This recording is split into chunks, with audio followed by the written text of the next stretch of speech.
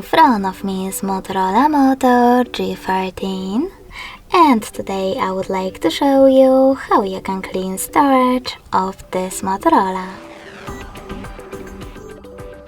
First of all, you need to find an app called Files. When you find it, click on it. Now click on Clean at the bottom left corner and select Clean under Junk Files. Lastly, click on Clear in this pop-up and wait.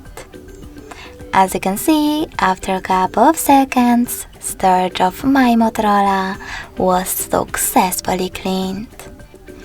Thanks so much for watching. If you enjoyed this video, smash that like button, comment and subscribe. Bye!